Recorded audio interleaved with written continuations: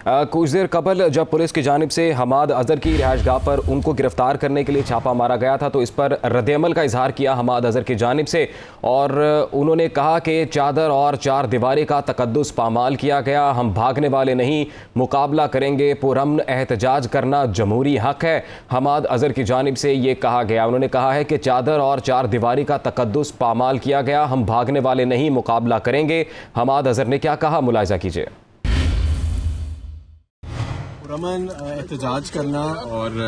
ایک جمہوری اور آئینی حق ہے ہمارا، اور میں سمجھتا ہوں کہ آج جو میرے گھر میں ہوا ہے یہ آئین کی خلاف ورزی تھی، چادر اور چار دیواری کو پامال کیا گیا۔ میں ایک